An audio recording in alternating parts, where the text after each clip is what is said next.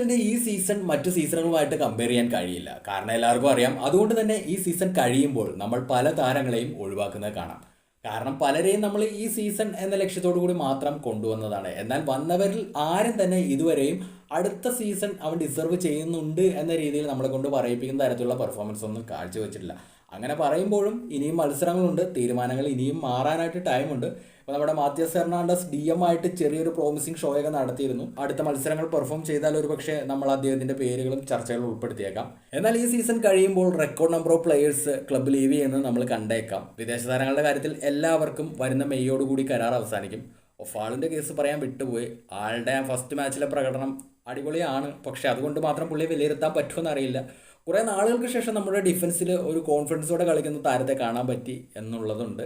പക്ഷേ ആളുടെ ടാക്കിൾസൊക്കെ കൃത്യമായിട്ട് ബോൾ വിൻ ചെയ്യുന്നുണ്ടെങ്കിൽ പോലും ഡേഞ്ചറസ് ആയിട്ടുള്ളതാണ്. അറിയാലോ, നമ്മുടെ റഫറിമാരാണ് റെഡ് കാർഡ് കൊടുക്കാൻ അവരിതിനുള്ള സ്കോപ്പൊക്കെ കാണുന്നുണ്ടാവും.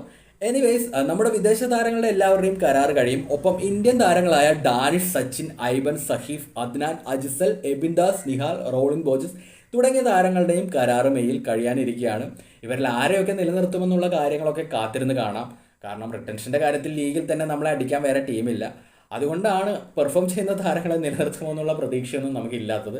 അപ്പോൾ ആരെയൊക്കെ നിലനിർത്തുമെന്നുള്ള കാര്യം ഇപ്പോൾ പറയാൻ പറ്റില്ല അല്ലേ, കാരണം ഇനിയും മത്സരങ്ങളുണ്ട്. അപ്പം ആരെങ്കിലും ഇപ്പോൾ നിലനിർത്തണമെന്ന് തോന്നുന്നുണ്ടെങ്കിൽ തീർച്ചയായിട്ടും ഒന്ന് കമൻറ്റ് ചെയ്തേക്കുക. ബാക്കി താരങ്ങളുടെ കേസ് മത്സരങ്ങൾ കഴിയുമ്പോൾ അറിയാം.